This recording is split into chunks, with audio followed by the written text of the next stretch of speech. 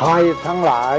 ที่ผ่านพ้นไปนั่นสุขบ้างทุกข์บ้างมันเป็นธรรมชาติของชีวิตแต่ขอทั้งวัดทั้งบ้านทั้งราชการทั้งโรงเรียนครูบาอาจารย์ได้สมัครสมานสามัคคีกลมเกลียวอย่าแตกความสามัคคีกัน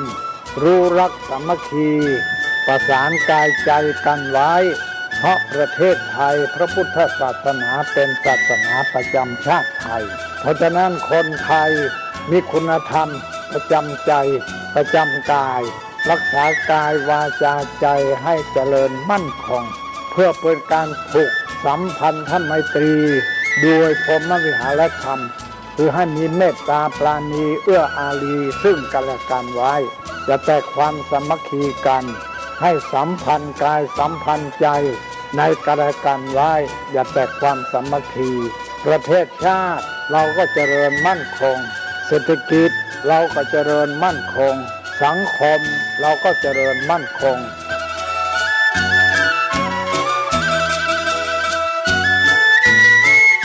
ธรรมะข้อคิดจากพระเดชพระคุณท่านเจ้าคุณพระเทพวิสุทธิคุณด้วยความปรารถนาดีจากสถานีวิทยุพระพุทธศาสนาคลื่นธรรมะเพื่อประชาชน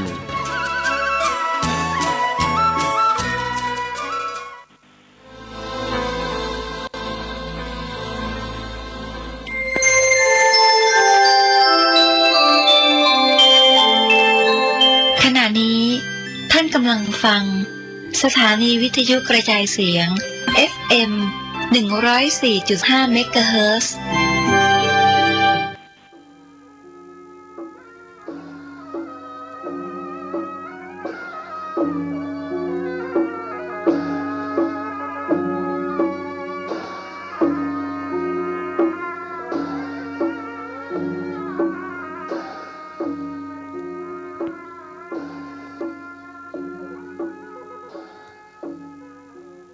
ขอความเจริญในธรรมและความผาสุกทางใจจงได้บังเกิดมีกับพ่อแม่พี่น้องท่านสาธุชนคนดีผู้เจริญในศีลผู้เจริญในธรรมทุกท่านพร้อมกันนี้ขอยกมือ10 นิ้วกราบอาราธนาเอาคุณพระแก้วเจ้าทั้ง3คุณพ่อคุณแม่คุณครูบาอาจารย์ผู้ประสิทธิ์ประสาทความรู้สิ่งศักดิ์สิทธิ์ทั้งหลายอันมีพระบรมธาตุเจ้าดอยสุเทพและครูบาเจ้าศรีวิจัยเป็นต้นขออาราธนาและเชิญชวนมาปกปักรักษาพ่อแม่พี่น้องปู่ป้าน้าอาพ่อหนานพ่อน้อยพ่ออุ้ยแม่อุ้ยลูกหลานเหลนทุกคนให้มีความสุขกายให้มีความสุขใจหิมากาขึ้นมีโชคมีลาภเหมือนกันกุคนต่อนนี้ไปจะได้นำเอาธรรมะในทางพระพุทธศาสนามาเล่าให้ท่านทั้งหลายได้ฟังเพื่อเป็นคติเตือนอกเตือนใจวิทยุที่ได้ฟังวันนี้เป็นวิทยุชุมชนเพื่อให้ชุมชนของเราได้แตกตื่นในการฟังธรรมปฏิบัติธรรมถึงวันนี้ที่มันเดือดร้อนเพราะคนบดีนักลำไปต้องมีคนเฮียนกฎหมายมีคนเฮียนเป็นอัยการสร้างศาลตัดสินคดีไว้เป็น4 ชั้น5 ชั้นส่งละอ่อนไปเฮียนเสี่ยงเงินเสี่ยงทองตัดสินคดีความงดเงินหมดทองไปเพราะคนบดีกฎหมายต่างๆต้องแก้ไขอยู่ตลอดเวลาบ้านเมืองวุ่นวายเวลานี้ก็เพราะเหตุผิดศีลผิดธรรมผิดกฎหมายบ้านกฎหมายเมืองทั้งนั้นต่างคณะสงฆ์จึงอยู่วัดกินข้าวศรัทธาอยู่วัดของศรัทธานุ่งของศรัทธาเจ็บเป็นเย็นอุ่นศรัทธาช่วยพยาบาลนิ่งอยู่บ่ได้แล้วมีความจำเป็นจะต้องออกธรรมะช่วยกันเผยแพร่เพื่อคือคนมีความละอาแก่ใจคือความ ละอาแก่จิตแก่ใจบ่ใครคือทำบาปทำกรรมอยู่ปอไผ่ปอมันบ่ผิดร้องข้องเถียงกันจึงมีธรรมะประกาศกุเจ้าก่อนที่ตุลุงจะได้นำเอารายการนี้มาดำเนินต่อไปนั้นขอเชิญพี่น้องทั้งหลายได้ไหว้พระโดยกันเนอ เพื่อให้เกิดความเป็นสิริมงคลกับตัวกับครอบครัวกับพี่น้องวงศาคณาญาติประนมขึ้นมือขึ้นเนอว่าโดยกันเนออาลังหังสัมมาสัมพุทโธภควาพุทธังภควันตังอภิวาเทมิกราบสวากขาโตภควตาธัมโมธัมมังนัมมัสสามิกราบสุปฏิปันโนภควโตสาวกสังโฆสังฆังนะมามิกราบอันทมยังพุทธัสสะภควโตบุพาภะคณะมะกะลังกะโลมะเสนะโมตัสสะภะคะวะโตอะระหะโตสัมมาสัมพุทธัสสะนะโมตัสสะภะคะวะโตอะระหะโตสัมมาสัมพุทธัสสะนะโมตัสสะภะคะวะโตอะระหะโตสัมมาสัมพุทธัสสะพุทธังสรณังกัจฉามิธัมมังสรณังกัจฉามิสังฆังสรณังกัจฉามิตุติยัมปิพุทธังสรณังกัจฉามิตุติยัมปิธัมมังสรณังกัจฉามิตุติยัมปิสังฆังสรณังกัจฉามิตติยัมปิพุทธังสรณังกัจฉามิตติยัมปิธัมมังสรณังกัจฉามิตติยัมปิสังฆังสรณังกัจฉามิอิติปิโสภะคะวะอะระหังสัมมาสัมพุทโธวิชชาจารณะสัมปันโนสุขโตโลกาวิทูอนุตตโลปุริสธรรมสารติสัทธาเทวามนุษย์สานังพุทโธภควาติสวากขาโตภควตาธัมโมสันติทิโกอากาลิโกเอหิปัสสิโกโอปันญิโกปัจจัตตังเวทิตาโพวินโยหิติสุปฏิปันโนภควโตสาวกสังโฆอุชุปฏิปันโนภควโตสาวกสังโฆญาญาปฏิปันโนภควโตสาวกสังโฆสามิจิปฏิปันโนภควโตสาวกสังโฆญาติตังจัตตาลิปุริสายุคานิอัฏฐปุริสาปุคลาเอสาภควโตสาวกสังโฆอาหุไนโยปาหุไนโยตักขิไนโยอัญจลิกาละนิโยอนุตตะลังปุญญเขตังโลกัสสาติกราบหนึ่งกราบสองกราบสามตอนนี้ไปจะได้ดำเนินรายการต่อไปก่อนที่จะได้ดำเนินการนั้นจะได้นำเอากรรมเก่ากรรมโบราณเปิ้นว่าไว้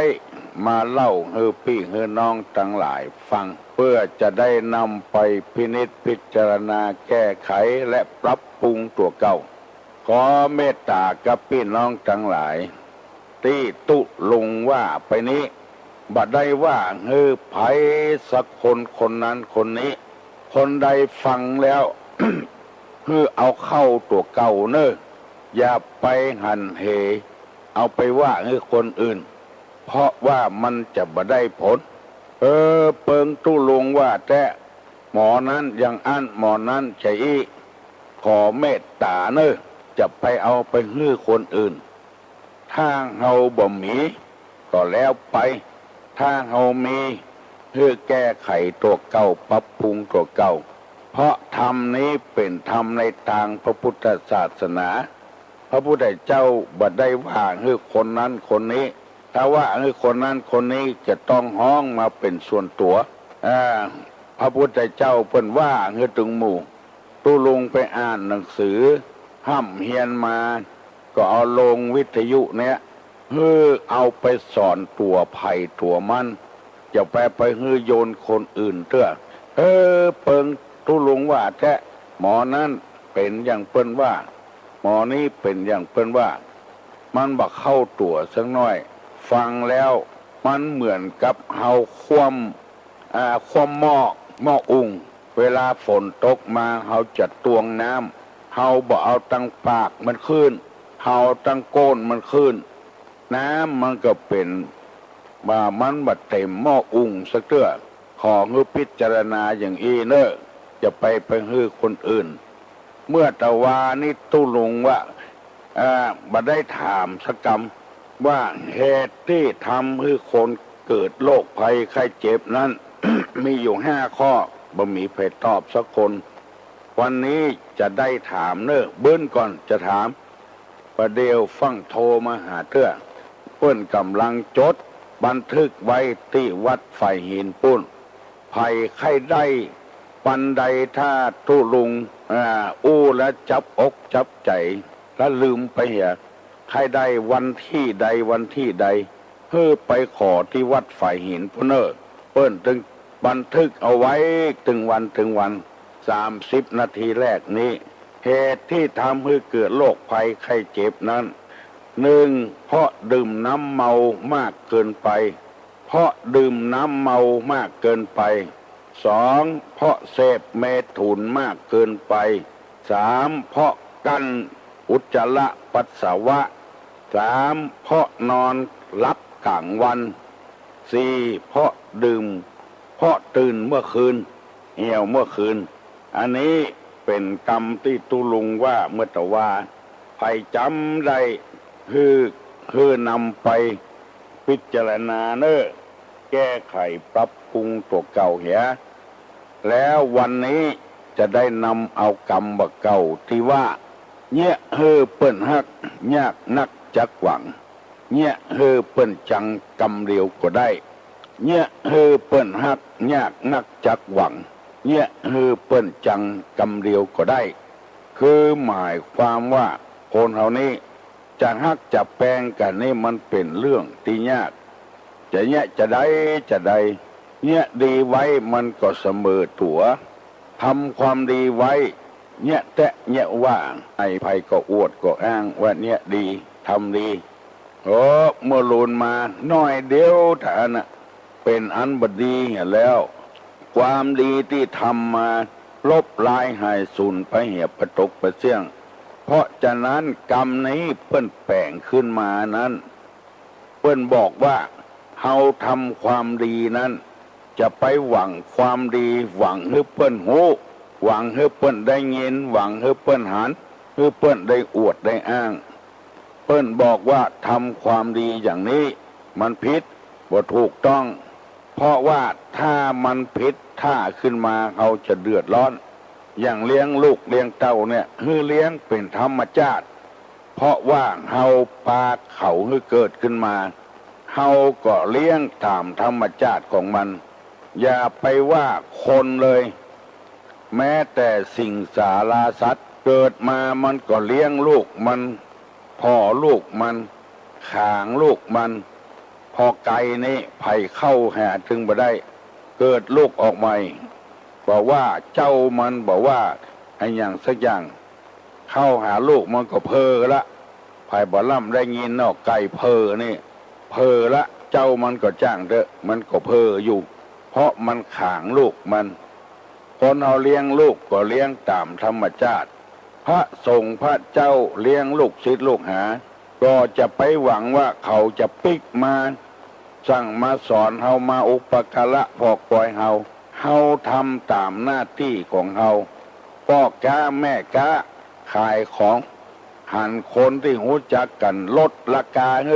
บางทีก็บ่เอาสกำเอาเต้าตื่นมาเหียเหมือนเข้าผิดหัวกันก็อย่าไปเอามาอ้าง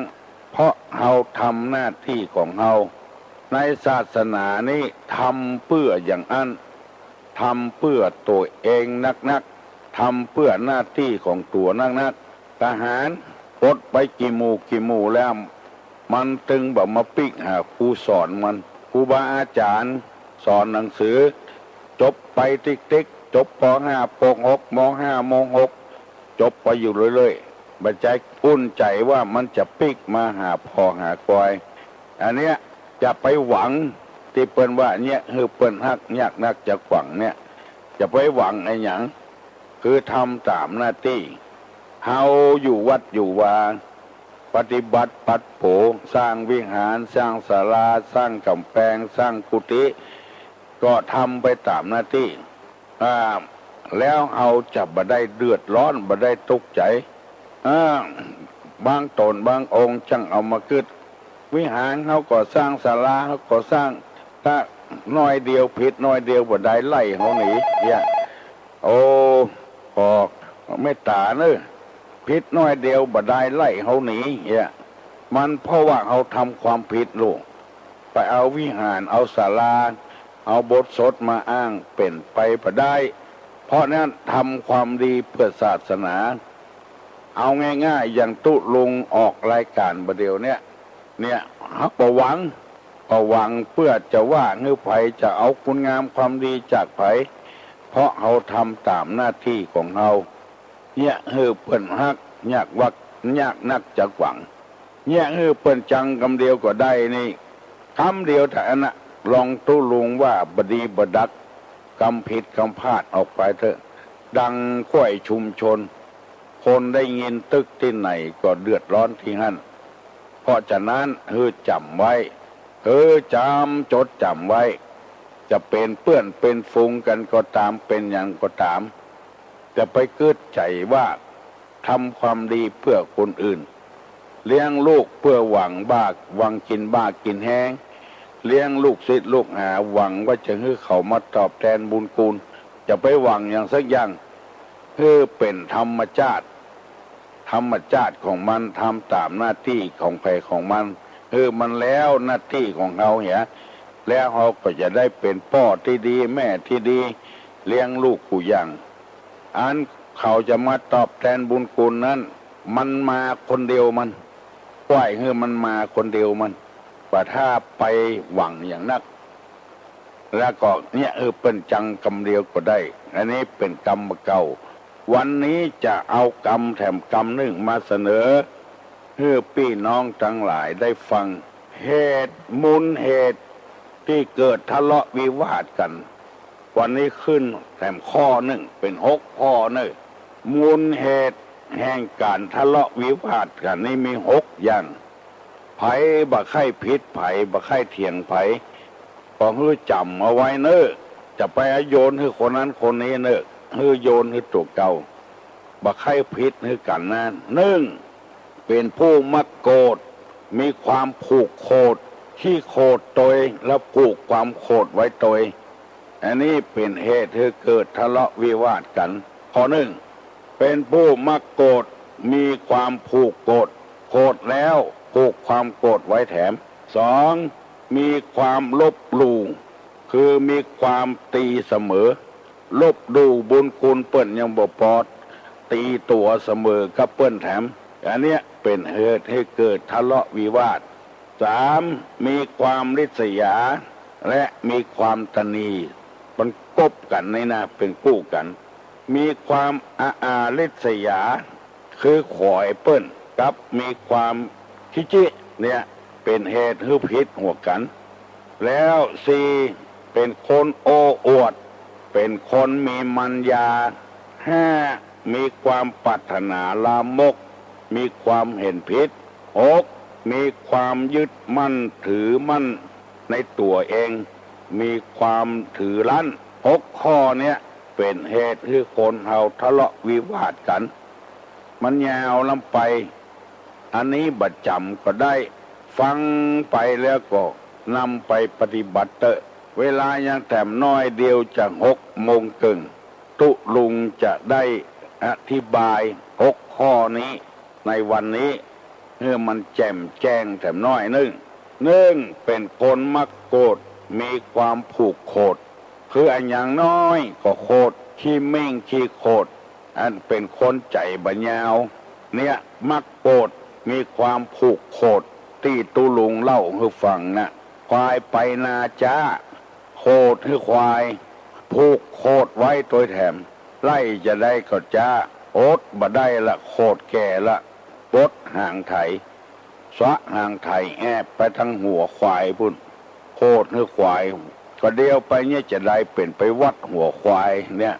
เนื้อบ่กอกควายหันบ่กอกสวึดบ่กอกติดเขาดังปากกำเอาบ่กอกซ่อนตั้งหลังซอยเด็ดมือซ้ายจีหน้าควายหือลาบแล้วบ่เนี่ยไผ่ลาบบ่ลาบบ่ฮู้โอ้ไปแถมก็ยังจ้าอยู่อดบ่ได้ก็ปดควายไว้ปดควายไว้กำเดียวลูกสาวไปส่งเข้าให้กินเป็นจิ้นลาบหั่นจิ้นลาบยังมาหายโคตรเตื้อกำถ้วยจิ้นลาบกำปินโตจิ้นลาบสดไปหาควายพุ่นเนี่ยผูกโคตรกับควายก็เดียวไปเนี่ยจะได้เป็นเอาจิ้นลาบไปยื่นเนื้อควายพ่อนี่มึงว่าไอ้อย่างนี้มีในปินโตเนี่ยฮะล่ะอันเนี้ยนี่มันเป็นนาจ้านี่เขาฆ่ามันนี่มึงกลัวตายกะเขาชิ้นมาลาบนี่เนี่ยสอนควายอบรมควายสัมมนาควายก็กินหญ้าติ๊กทำหมูเรื่องอันเนี้ยผูกโคตรขึ้นแถมติ๊กผู้อย่างมาฟังกะเนี่ยเอามือยุ่มจินลาบตาหัวควายลาบเหลือน้อยเดียวก็โกกหัวควายด้วยแถมปิกมาจินลาบหมดเหลือข้าวพักได้กินข้าวพักอันเนี้ยที่โคตรน้ำไปแล้วก็ผูกโคตรโดยแถมอันตรายเพื่อจำไว้เนอะอันเนี้ยเกิดเหตุทะเลาะวิวาทเลยทะเลาะวิวาทกับควายนะประพากห่อกับควายได้เป็น7 วันปุ่นจำไว้เถอะจะไปผูกโคตรจะไปขี้โคตรขี้มิ่ง2ลบหลู่มีความลบหลู่นี่ก็อย่างโหนั่นนะ เปิ้นเลี้ยงเอามาแต่ว่าหน้าที่ของมันลูกเกิดมาลูกมันทำให้เขาเกิดลูกมันก็เลี้ยงไก่แยะลบหลู่บุญคุณพ่อแม่ครูบาอาจารย์ได้เป็นคนมาเพาะไผ่ได้หูเพาะไผ่ได้ลวกเพาะไผ่บ่ได้เกิดแล้วได้เป็นรีมมีห้างเพาะไผ่เคยมีนะก็ออกไม่ออกเป็นลูกจ้างเนี่ยนะเปิ้นโอ้ไปซื้อหวยถูกหวยซื้อนาของเจ้าของนาอย่างเปิ้นจะขาย300,000ซื้อของเปิ้น500,000ก่อนพอได้เงินแล้วไปซื้อนาเปิ้น500,000แล้วใครได้นามาแปลงบ้านคนขี้ดินมาถมเข้าพอปลูกแล้วนะถมขี้ดินมาถมคนขี้ดินมาถมเข้าเอาแปลงบ้านอันนี้รอเพื่อเปิ้นได้กินข้าวเหตุกรรมสักปีก็บ่รอเมื่อลูนมาหมดลึงบ่เหลือสักบาทสักแถบปิกมาเป็นลูกจ้างโดยเปิ้นแถมมีความตีเสมอหมดลึงอันนี้ยกเป็นตัวอย่างให้ฟังเนอะอย่าไปให้คนอื่น เอาให้ไผ่คนใดฟังก็ให้คนนั้นฟังเนอะอย่าไปโยนให้คนอื่น3 ริษยากับตันนี่มาด้วยกันขอให้เปิ้นกลัวเปิ้นได้ดีเหลือตัวโหความอาฆาตพยาบาทไว้หั่นน่ะก็เกิดทะเลาะวิวาทกันพิษกันเถียงกันกลัวเปิ้นได้ดีเหลือตัวคนอย่างมันหันแก่ตัวหันแก่ได้นะริษยานี่นะจังเปิ้นเตอจะไปขอยไผเฮาก็หากินของเฮาเขาก็หากินของเขาถ้าความตนีทีเหนียวเนี่ยก็เหมือนกันควรจะเสียสละพ้องลูกเกิดมาส่งเขาห้ำเขาเฮียนจะไปหวังว่าเขาได้แยะให้แยะนาเฮาจะไปหวังเขาเอาจึงหน้าเป็นไปประตกประเสี่ยงละ บัดเดียวนี้บ่มีแล้วให้นาสาโทที่จะเอาสืบคือลูกคือเต้าได้สืบเพราะว่าคนมันนักลำไปส่งไปเฮียนเตอร์ จะไปตันนีขี้เหนียวเพื่อก็เป็นเสดายคนลูกนักเท่าใดก็ดีเท่านั้นข้อที่สี่เป็นผู้โอ้อวดมีมารยาอันเนี้ยจังเนี่ยคือวิวาทกันเถียงกันเนี่ยอย่างน้อยโอ้อวดเพิ่นจังหัวทะเลาะวิวาทกันข้อที่ห้ามีความปรารถนาลามกอันยังก็ไปตังบัดดีทั้งนั้นขี้อย่างบ้าอย่างโมเนี่ยขอโทษเถอะจะไปให้มันเกิดขึ้นกับสิ่งลามกหรือกึดดีๆเตื้อเปิ้นเอาป้อเปิ้นซ้อนรถจี้ตะโกนอีนี่ผัวเท่าเหรอกว่าเนี่ยอันเนี้ยปรารถนาลามกป้อเปิ้นแท้ๆก็ว่าเป็นผัวเท่าคิดในทางที่บดีบดักนี่มีคนไปแอวหาสาวขึ้นเฮือนไปยังบัดตันอย่างเตื้อเอาแล้วอีนายอีน้องพ่อกับแม่ไปที่ไหนหมดไปแอวหาสาวเมื่อคืนสาวก็ว่าอีพ่ออีแม่ไปต้องบุญไปใจน้ำต้องบนซ้อแห้เลือดเนาะเนี่ยหน้าที่จะเจตนาดีว่าเปิ้นมันเปิ้นขยันไปใจน้ำต้องว่าเปิ้นไปซ้อกินปูกินป๋า อีพ่ออีแม่ไปใจน้ำนาบุญซ้อแห้เลือดเนาะเนี่ยปรารถนาลามกทางนั้นไปพอเถอะบางคนนึงเจตนาถึงบดี ไปขึ้นเฮือนใหม่เปิ้นเจิญไปขึ้นเฮือนใหม่โอ้เฮือนเปิ้นสองชั้นก่อนตั้งบนเป็นไม้ตั้งลุ่มเป็นปูนไปแผ่วเฮือนคืนนี้เหมาะแท้เจ้าของเฮือนก็ตั้งลุ่มเป็นปูนได้ตั้งบนเป็นไม้แท้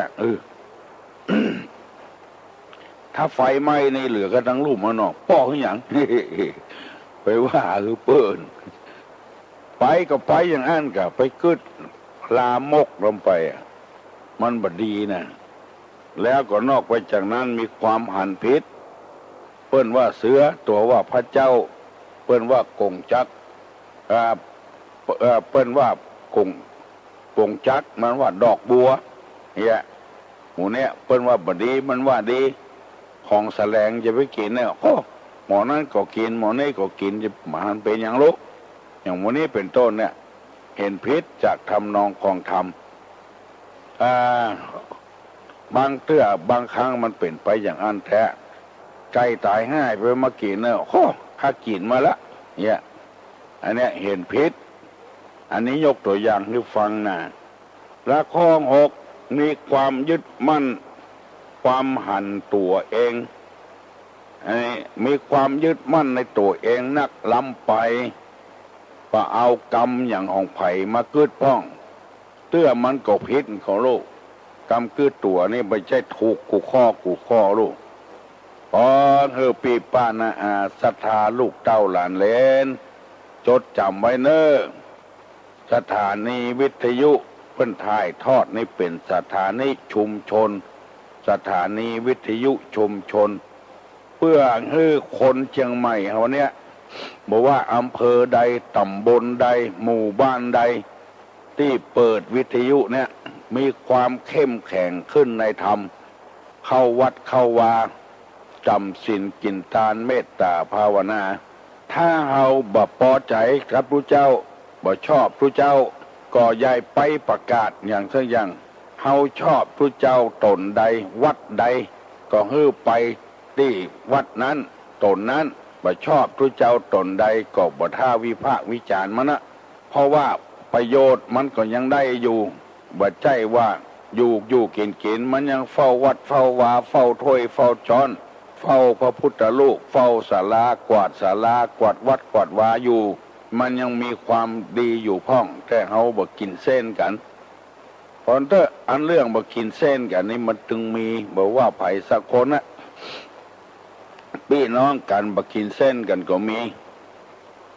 คนอย่างพี่เบาโหเปิ้นบ่คบมันไปคบก็มี นิสัยของคนนี่มันเหมือนกันอาหารการกินก็เหมือนกันนะโดนพริกแต่แก่นเดียวบ่ได้เป็นน้ำหูน้ำตาบางคนยุ่มเขาใส่ปากน่าซื่อไว้มันมักของไผ่ของมันชอบของไผ่ของมันเฮาบ่ชอบวัดนี้เฮาก็ไปตามที่อื่นวัดที่เฮาชอบกันนั้นมันถูกอกถูกใจดีจะไปฟังกรรมคนเหนือคนใต้พระเจ้าวัดตัวบ่ไหวไปไหว้วัดเปิ้นคันเตื้อมันบ่เปิงใจของฮื้อปฏิบัติตัวเก่าใจใส่ตัวเก่านักจะไปมองคนอื่นพ่อคนอื่นบัตตาเสือเนี่ยโอ้มันเหม็นไม่จะตายแดดฮ้อนมาสาบบัตตาเสือนี่จะเป็นลมละเนี่ยบางคนเอามากินเอาเกลือมากับแถมกินมาได้ยังบ่พอโคตรเอาเข้ามากับบัตตาเสือโอ้คนใดเปิ้นถึงว่าเสียงบ้านถึงเมืองลงคนใดกินบัตตาเสือได้นี่โอ้นักแกเนอะเนาะเนี่ย มันชอบไผ่ชอบมันเอาจะไปว่าหรือไผ่บ่ได้ของนี้เอาละเนาะตู้ลุงได้พบพี่น้องทั้งหลายได้ครึ่งชั่วโมงแล้วดีอกดีใจเนี่ยขอบคุณกูคนเนอะที่ตู้ลุงนำมาเสนอนี่นะบางคนก็ว่าโอ้กรรมใดก็ถูกแค่กูกรรมเนอะตู้ลุงเนอะยินดีกับพี่กับน้องยินดีกับออกไม่ออกทั้งหลายวันนี้เมื่อตะวานี้มีคนโทรมาบอกตู้ลุงหายวันหายคืนเนอะเป็นพญาติบ่ออกวันนี้ดีขึ้นมาแล้วหันได้ฮับปอนนะตู้ลุงก็ฮับปอนของพี่ของน้องพอไอเท่าใดแต่เสียงยังบดสดใสเตื้อยังดีอยู่ม่วนอยู่ เพราะว่าได้รับสินรับปอนกับพี่น้องทั้งหลายบัดเดี๋ยวนี้ตู้ลุงจะถามแล้วเนอะไผ่จำได้พ่องเหตุที่ทำมือคนเฮาเกิดโรคภัยไข้เจ็บนั้นอันอย่างพ่องเมื่อว่าตะวานั้นไผ่จำได้ลองตอบตู้ลุงมาลองเหตุที่ทำให้เกิดโรคภัยไข้เจ็บนั้นมีอันอย่างพ่องไผ่ตอบได้ลองตอบมาลอง1 2 3ไผ่ได้พ่องหา121 058เหตุทำให้เกิดโรคภัยไข้เจ็บ5 ข้อไผ่ตอบได้พ่องตอบมาเนอะไผ่ตอบได้หาฮัลโหลดักปิ้งเอาเอ้ยเมื่อดักปิ้งบ่มีไผทุลุงก็จะต่อเนอะงานบ้านร้องกองเข้าเริ่มวันนี้แล้วเนอะวัดตาลบ้านเข้าวันนี้แล้วเนอะพอออกไม่ออกหัววัดต่างๆที่อยู่ใกล้อยู่เคียงก็ปุ้นไปถึงวันที่26ปุ้นเพิ่นโทรมาบ่อยๆร้องกองเข้านี่นะ โทรมาบ่อยๆตั้งแต่วันที่20ถึงวันที่26แล้วงานบวชที่วัดดอนแก้วนี้ก็จะมีเนอะไผ่ข้าเอาลูกเอาหลานมาบวชก็บวชเนอะฮัลโหลรักษาตู้ลุงเจ้าตอบกะตอบเจ้าที่เกิดโรคภัยไข้เจ็บน่ะทำให้เกิดโรคภัยไข้เจ็บมีพายาหนึ่งกินเหล้านักล้ำไป2เสพเมถุนนักเกินไป3การอุจจาระปัสสาวะโอ้เก่งแต่เลยนอนรับเมื่อวันถ้าตื่นเมื่อคืนเจ้าเจ้าก็เนาะเขาเจ้าจะเอาไว้ไปสอนนักเรียนนะเจ้าเป็นครูบ่เจ้าจำไว้เนอะอาจารย์เนอะเอาไปสอนนักเรียนเถอะเจ้านี่ละอ่อนได้หูเนาะนมัสการเจ้าอยู่ไหนฮะเจ้าอยู่สันทรายสันต้นเตาเจ้าจะไปสอนไม่ออนบุญเจ้าไปสอนไม่ออนปุ้นเจ้าเจ้าชอบฟังทุลุงแหละฟังตู้กูเจ้าอ่ะเจ้ายินดีเอาไว้ไปสอนอ่อนที่โรงเรียนนะเจ้ายินดีนะอาจารย์เอาธรรมะเนี่ยไปแทรกไปแซงก่อนเจ้าสอนโรงเรียนวัดห้วยแก้วไม่ออนเจ้าห้วยแก้วไม่ออนปุ้นยินดีนะอาจารย์เจ้านมัสการบุญรักษาเจ้า บุญรักษาอาจารย์จำได้กูข้อเพิ่งเป็นครูบาอาจารย์แต่เพราะดื่มเมาน้ำเมามากเกินไปเพราะเสพเมถุนมากเกินไปเพราะ ขี้กันเยี่ยวเพราะนอนรับเมื่อวันนักลำไป เมื่อคืนบัดรับไปรับบักวันฮัลโหล อ๋อนมัสการเจ้าตกลง อันสถานีของการเตียนเทศนะเจ้ามันอย่างมาได้ยินเลยอ่ะที่หลับเนี่ย ที่ละปูน เจ้า เปิ้นบัดทายทอดกันหา ถ้าเตียนดีเนี่ยก็เดี๋ยวเจ้าเปิดฟังถึงบ้านนะเจ้า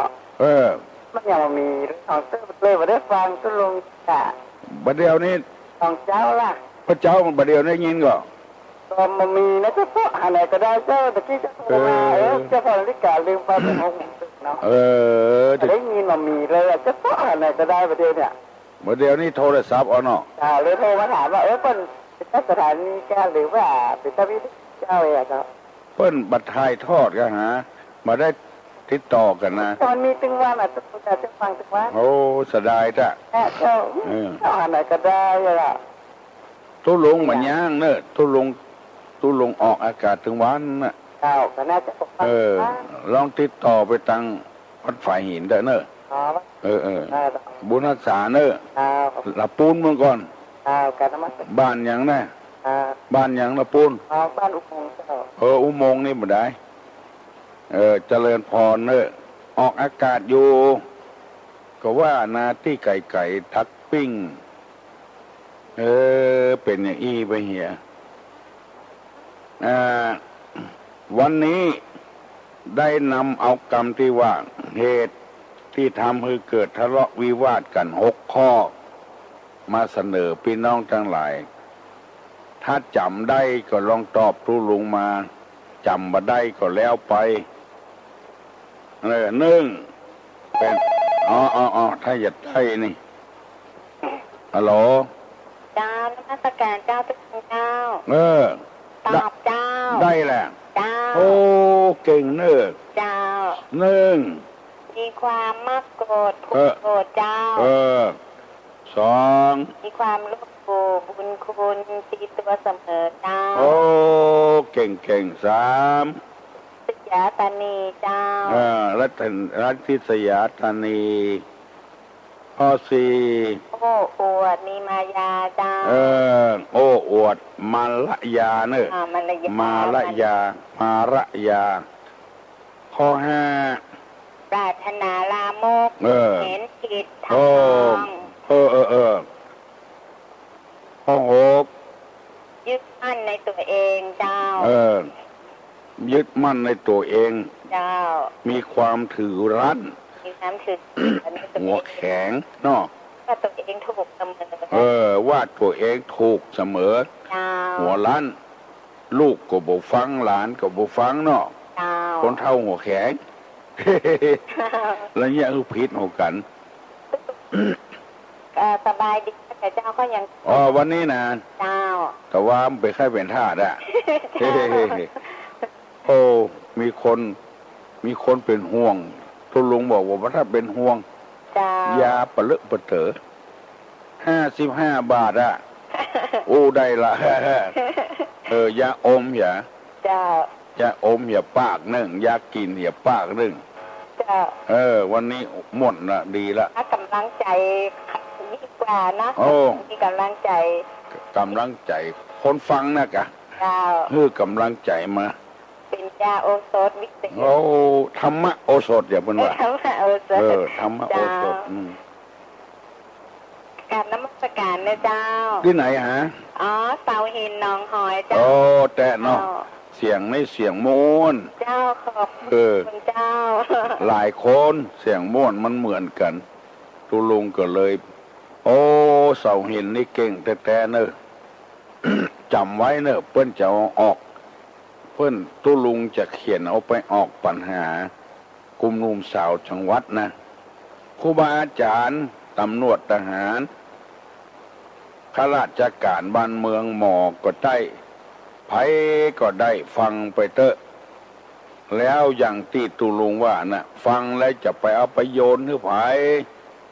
เอาไปโยนให้ตัวเก่านักสอนตัวเก่านักแล้วเขาจะได้ปรับปรุงแก้ไขเป็นคนดีคอก2 จัน3 จันหมดเงินไป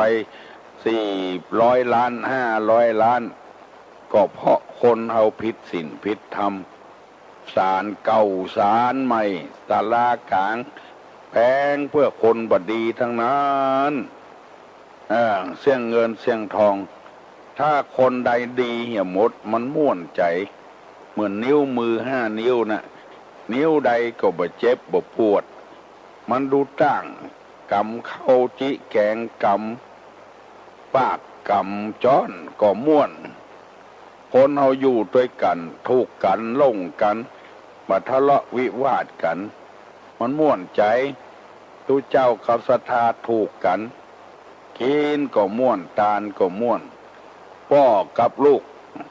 แม่กับลูกถูกลงกันก็ม่วนอกม่วนใจมันเข้าใจกันพี่น้องบ้านไกลเฮือนเคียงขายครัวก็เหมือนกันขายครัวด้วยกันอยู่ห้องแถวเดียวกันแมะกันทุกกันลงกันมันก็ม่วนใจกันถ้ามันบ่ทุกกันนี่มันทุกข์ตะฮอดปีตะฮอดแรงเนี่ยอย่างน้อยก่อนหน้าโตดใส่กันจำไว้เถอะ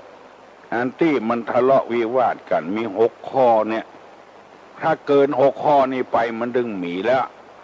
1ขี้โคตรลำไปมีความผูกโคตรไว้แถม2มีความลบหลู่มีความตีเสมอ3ลิษยาเปิ้นหัวเปิ้นได้ดีเหลือตัวรัตนีคิจิความหู้คิจิสะปะสะปืน4โอ้อวดได้มีมารยาท5มีความปรารถนาละมก6มีความยึดมั่นถือมั่นในตัวเองนำไป6 ข้อก่อนจำไว้เนอะฮัลโหล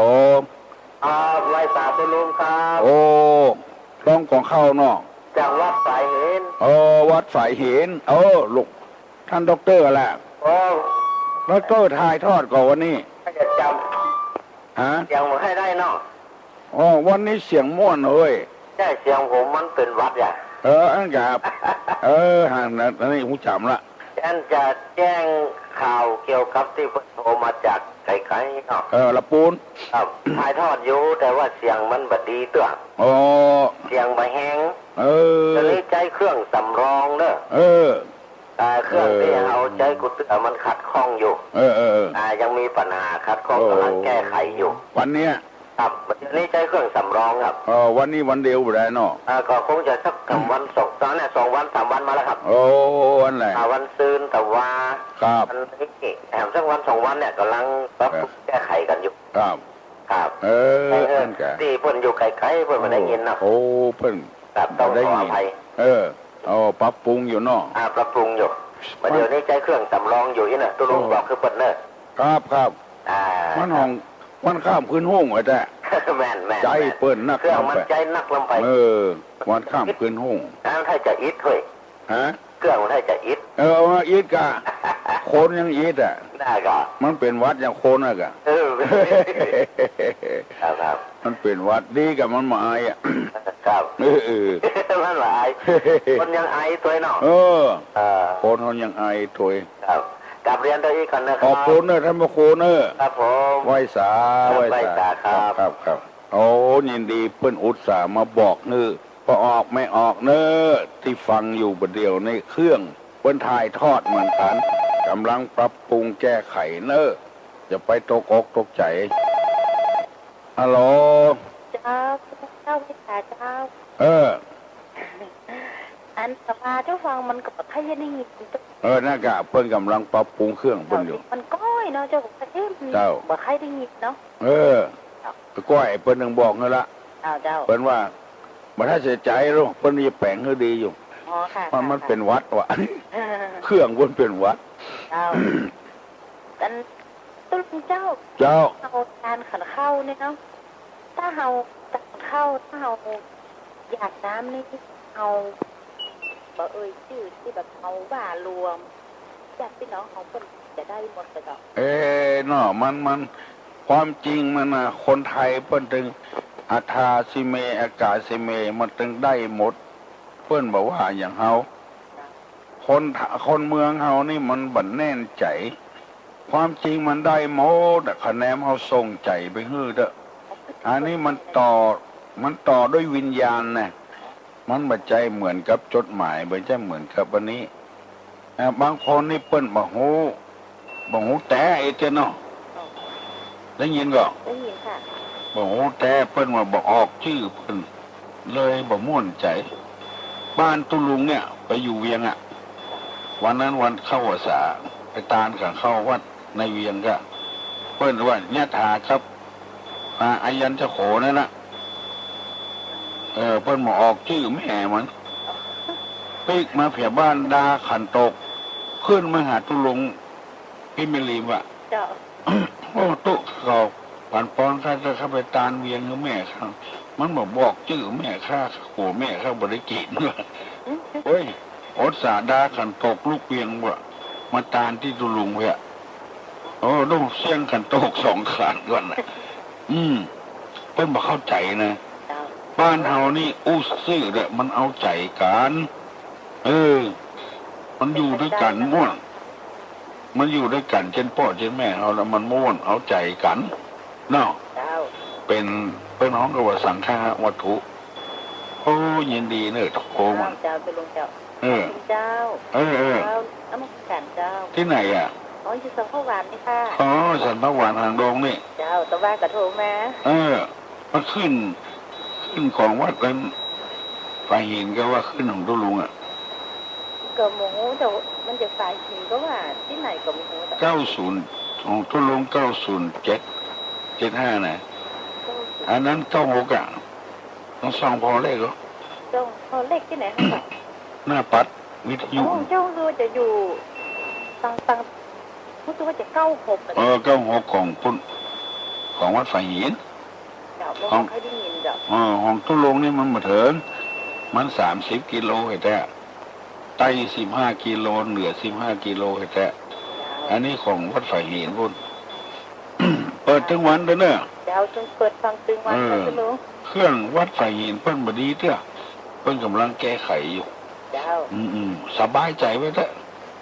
พอทุกเจ้ายุคนี้นี่เผยแพร่กันขนาดอะฟังต่อๆกันเนาะที่เจ้าหลบบุญเสร็จแล้วก็มาฟังที่ตุลุงเตื่อบางครั้งลูกเจ้าก็ฟังที่ตุลุงก่อนตุลุงไหวท่าไอ้น้องก็ไหวตัวจ้ะตัวตุลุงเจ้าเก่งไหวตัวไม่เจ้าไอ้จ้ะแล้วก็มาฟังต่อกันเพิ่นถึงออกวิทยุชุมชนดีพุ่นเถอะเจ้ามันม่วนใจดีนะเขาฟังเจ้าก็เจ้าอ่ะมันบอกบ่ถูกเนาะมันทำให้เราซึมซับไปกับน้อยอ่ะจ้ะเขาฟังแล้วเขาบัดเอามาปฏิบัติกับชีวิตประจำวันทั้งเลยจ้ะบัดได้บอกชื่อก็เป็นอย่างนึงตานไปเถอะตานไปเถอะเป็นอายันจะโขมิฮั่นว่ายาติธรรมโมจะอายันนิทัสสิโตเปตนายหรอกญาติธรรมลูกเป็นถึงรวมฮั่นน่ะใจเขาก็กึดไปกันใจก็ขอส่งไปอุ้ยป้อเนอไปหาป้อนานแก้วเนออีกอุ้ยเจ้าเนออุ้ยเจ้าเนอป้อนานแก้วถูกขนาดถูกเจ้าใจเขากึดอายุยืนเลยเจ้าเป็น104 ปีอยู่ตายก็เลยนะคะเจ้าหลานน้องเปิ้ลเลยน้องเปิ้ลก็เจ้าอายุยืนเนี่ยเนอเจ้าขอบคุณเจ้าตุลุงเอา100 เนอบางคนมาอยู่เมินเกินปีกำนักอีกแล้วแต่ว่าใช่หรออายุวันนะสุขะพละ1อายุยืน2มีผิวพรรณดี3มีสุข4มีกำลังเนี่ยอันนี้ปอนนะตุลุงเจ้ามันจะเป็นที่เป็นว่ามันจะเป็นซึมซับหมาบอกตอนเจ้าน้อยๆจะไปส่งข้าวอุ้ยไปนอนวัดนะแม่ว่าน้อยเอาข้าวสารไปส่งอุ้ยเอาของกินไปส่งอุ้ยป้นใจเขาไปวัดนั้นน้อยๆใหญ่มานี่เขาก็เลยแบบใครไปวัดมันซึมซับมันอ่ะเดี๋ยวทุกวันนี้ประหารก็ศีลจะไปวัดผู้ศีลดีเลยไปมันหมม่วนใจเนาะมีลูกอ่ะยังไม่ได้แต่งงานเลยอันใหญ่เจ้าถ้ามีลูกก็ลูกไปตัวอย่างเงี้ยเนี่ยทุกวันนี้เอาหลานแต่ว่าเอาหลานมาตัวมันซึมซับวัดตลอดไปเที่ยววัดเป็นเจ้าขอบคุณเจ้าตุลุงตุลุงก็ยังตุลุงก็แม่ไปใส่บาตรตัวแม่มาข้ามมาตอนมาป่อไปฟังธรรมไปก็ฟังธรรมเนี่ยเขาเล่นกับพวงวัดวันไรบทต้องห่อเท่าต้องทำเดียวซึมซับเนาะ จ้ายินดีเนอะเจ้าขอบคุณเจ้าบุญรักษาสวัสดีจ้าดีมีสุขอายุมั่นขวัญยืนอู้กันนี่ม่วนได้ยังแต่5 นาทีเหี้ยแต่กว่ายังแต่5 นาทีเหี้ยแต่อ้าวไผใครอู้ตัวตู้ลุงอู้มายินดีกูคนฮัลโหลไปสาธุเจ้าเจ้าจะมาโทรถามตุลุกจะมาหาเจ้าโอ้บอกว่ายังถามมาได้ฟังตุลุกเจ้าเหมือนเนาะนี่เขาใจเจ็บฮะฟังตัวลุงกูเจ้ากะฟังกูเจ้าฟังเหมือนเมื่อวันก็ฟังตัวตัวลุงก็ออกเมื่อวันเป็นกรรมเลยนะนั่นเปิ้นเทปเอาเจ้าตัวลุงออกกันมาเจ้าน่ะตัวลุงออกสดนะเจ้าออกสดเจ้านะเจ้าจะฟังกูเจ้าโอ้โหยินดีเนอะเหมือนใจออกนึกคนอื่นฟังโดยพ่องเนอะเจ้าเขาถึงฟังกันเขาเจ้าที่ไหนฮะน่ะจะโทรอู้ตัวลุงหุ่นแล้วนะเขายังว่าโทรไปถามตัวลุงที่ตอนนี้เห็นเขาว่าโอ้บอกเป็นอย่างเนอะเจ้าบอกเขาขอเถอะตัวลุงบ่ถือเนื้อถือตัวตัวลุงนี่ใจดีแท้ๆด่ะเป็นทั้งคนนี่เป็นเห็นว่าขนาดนี้นี่นะตัวลุงอู้ตัวยากแล้วเนอะโอ้เปิ่นเอามามาลุ้นเจ้าตัวลุงถ้าเป็นขนาดตัวลุงนี่นะก็อู้ตัวยากละยศนี่มันเหมือนกับเสื้อกับเตียวนะฟังตัวลุงนะเจ้าจึงไปอู้ไผ่ฟังแล้วว่าอู้ตัวลุงเป็นยังไงเปิ้นท้องว่ามันปฏิทินยศอ่ะโอ้ปฏิทินมันอย่างขนาดตัวลุงนี่บางคนนี่หาจะอู้ตัวแบบใครได้นะเนอะโอ้แต่ขนาดนี้นี่นะแล้วก็เท่ขนาดนี้นี่นะเจ้าตะกอยละเจ้าไปป้าตัวลุงสนใจอย่างนี้นะข้าหายากเจ้าก็ไปเปิ้นว่าอันเปิ้นสูงอย่างอี้เราจะได้ป้าบุญกับเปิ้นนี้นะแต่มันป้ายากเจ้าตัวลุงเจ้าจะถามตัวลุงนะอันตัวลุงเป็นไหล่ใหญ่เนาะมันบ้านเหมือนเข้าหรือว่าจะบ้านมันตาเหมือนเข้าที่บ้านเจ้านี่เหมือนเดียวนี่มันมีเป็นตู้ตัวน้อยตัวน้อยนี่เปิ้นท้องมันเหมือนกับเหมือนคนที่ว่ากำพืชน้อยแม่นหรือกำปูน้อยเนาะกำปูน้อยเจ้าเวลาอู้อย่างก็บอกให้ขึ้นยาวเนาะทีนี้เป็นตาเหมือนเข้าอย่างเจ้านี่ตาเหมือนเข้ากูเตือก็คือว่าเหมือนกับมีคนสำคัญไปตามตัวตามกูเตือเหมือนตัวลุงอู้ตัวต้นตะกี้ว่ามันเป็นใจขึ้นมันเป็นความมั่นใจเป็นตามคิดว่าปีมาตามพ่อแม่เป็นนะพอดีเจ้านี่อันมีอ้ายแบบตายในบ้านตายนอกบ้านเป็นรถแสลงตายมีญาติเป็นลูกแบบนี้นะพอดีจะไปตามเหมือนเข้าสำคัญกับตามเข้าเหมือนกันที่เจ้าจะเยี่ยมเตี้ยเขาว่าอันไปตามเข้าคนเป็นแบบตายในบ้านเขาตายนอกบ้านนี้ต้องไปตามนอกวัดเจ้าก็จะด่ากลัวไปตามนอกวัดกูเตือเนาะแล้วก็ตู้แกก็บอกว่าตามวันนี้ตามในวัดนี่นะตามที่ไหนก็ได้เหมือนกันนั่นเนาะต้องตามนอกวัดแล้วเนาะแล้วหำปีคนนั้นเปิ้นกับป่อเปิ้นเหมือนกันป่อเปิ้นไปตายในบ้านเปิ้นก็จะตามนอกบ้านน่ะหลายคนเนี่ยไม่ใช่ข้าเจ้าคนเดียวอะแล้วเขาก็บอกว่านี่ยังไงหนีหรอมันเคยตามอย่างนี้มันบ่ม่วนใจไปยังมาต้อยใจเจ้าบ้านเนี้ยน่าแกออกไปกำเดียวได้แล้วก็ตามข้าวเดียวนี่นะมันเช่นมันตาลเหมือนบกรใส่ซองใส่อย่างเพื่อให้พ่อแม่เป็นได้ตามนั้นก็ยังมาต้อยไปอย่ากำอย่างพระเจ้าแกก็อู้เจ้าฟังมามีคนอื่นมีสถาบันอื่นเจ้าตั้งสนทนาครับพี่เถอะว่ามาตามเข้านี่นะเปิ้ลยังมาหมายชื่อถึงแหมกรเสียงหลายนะยังมีชื่อมีเสียงถึงพ่อแม่อย่างเปิ้ลสักคนเลยเปิ้ลว่าบ่เอาบัตรเขียนมันติดถึงอยู่ที่ใจแกก็ว่าแล้วก็จะบ้านของบ้านคนละอย่างเนี่ยมันที่ลุงพูดตะกี้นะได้ทำกรรมใส่บาตรเนาะใส่บาตรแล้วก็เจ้าบ้านเพิ่นเคยเวลาเขาใส่บาตรมันก็เขาจะเอาปอนน่ะที่ลุงเห็นก็เจ้าเขาจะเอาปอนน้อยนักปอนนั่นน่ะเนาะเนี่ยถาสักปีนะเจ้านั่นน่ะคนไทยเขาก็ว่าคนมันม่วนใจเนาะแล้วเพิ่นก็ยกมือสาว่าทำบุญที่ไปศาลหนึ่งบรรดาบิดาอาจารย์หนึ่งเขาก็ว่าไปร้านญาติที่สนิทกันเนี่ยคนเคยร่วมงานกันทั้งหลายมีสนได้ผลของฉันเนี่ยเจ้าจะมีตลอดเจ้าทำบุญอย่างนี้นะจะใส่อย่างเจ้าก็จะนึกอย่างแกก็บอกว่าเอามันอย่างมันอยู่ที่ใจอย่าเป็นทางการเปิดเขาก็บอกว่าก็ไหวละก็ไปตัวใจเปิดก็นึกไปตามเข้าไปตามเข้ากินมันถูกกับตุ้ลุงเอาว่านะถ้าเอาแบบสบายใจก็บ่ไปอะไปวัดอื่นอย่าที่เปิ้นโทยใจเฮาบ้าตุ้ลุงแล้วเฮาก็บ่บ้าเปิ้นอ่ะจ เจ้าแหมก็คืออย่างน่ากระใจจะมาเป็นอูอีเจ้าจะถามตุลุงว่าตู้น้อยตนน้อยอายุมันดาวสีสองห้าแต่มันอูถูกกอมันอู้โทงของมันเจ้ามันอู้ถูกของมันประเดี๋ยวนี้เปิ้นอย่างอันหมดอะตู้ที่บ่ได้เอาใจไผ่นะแต่เจ้าสุฟังตุลุงอูตะกี้ตุลุงอูตัวใจว่ามันเป็นใจมันเป็นใจตัวที่ใจที่เก่ามันยึดที่เก่าพ่อแม่มันตายมันใส่ของกำหนึ่งตัวเท่าตาลเข้ากำเป็นตันน่ะ2-3 ขันนี่นะตุลุงมันใส่จนครบมัดพ่อมันเกิดว่าไอ้มันจะได้กินต่อมันจะได้กินลูกมันจะได้กินดีๆลำๆมันแหนมกินเนี่ยเจ้ามาคือตัวเจ้าก็บอกว่าโอ้ยเอาตัวใจคนเนี่ยก็น้องมันเท่าตาลจังวันอีไหนตุลุงมาถูกกองว่าน่าจะตัวใจศรัทธานะเอาใจนะเอาใจอยู่ให้มันม่วนไปเป็นวันเนี่ยมันต้องอู้อย่างตุลุงเนี่ยเจ้าฟังตุลุงอู้สั่งกันนะอย่างมันม่วนมันจะรู้เหมือนคนมาตามที่บังคับมันไม่ใช่ตามนะแต่ถ้าตัวม่วนอย่างนี้เท่าใดมันฮื้อหมดนะเจ้าขึ้นในใจว่าตุลุงก็ยังออกไปอยู่นอกว่านะเจ้าไปตัวใจเขาไปอันนั้นมันแล้วไปวันเจ้าต้องได้อบรมกันนะทุกเจ้าเลยคุยอย่างตุลุงว่านั่นน้องมันเห็นตุลุงว่าโอ้ยก็เป็นนี่เอาตัวให้มึงตามใจเขาเตะคนเฮามันน้ำซุยเหมือนกันนะตุลุงโอ้น่าซุยนะถึงวันนี้เพื่อนนึกว่าเชื่อคนปากกามันดีคนอย่างเฮาอย่างเจ้านี่เราเจ้าสอบคนเฒ่าคนแก่เพราะว่าหรือว่าครูบาอาจารย์ว่าอย่างเพราะว่ามันได้ความรู้นี่ก็ไปคนที่มันอย่างมันบ่รู้เรื่องอย่างแต่เจ้าฟังตุลุงมาเจ้าม้วนแต่เจ้าก็มาโทรมันรบกวนแต่เจ้าฟังผู้เจ้าโทรมาจำเป็นแต่เจ้าก็มาโทรมาที่จะเลิกได้เจ้าก็เลยว่าโทรมาถามตุลุงเป็นไรไงตุลุงต้องมีความคิดเห็นเจ้าว่าเป็นตนน้อยเนี่ยอายุมันน้อยกับเพื่อนมันสั้นนี่เนาะน่าจะมันคิดไปคิดมามันที่ผมอู้ถูกแต่มันตัดกับอู้ที่จะว่าลำมีมันยังบักเกิดเตื้อยังไงมันจะบัดนับถือนะ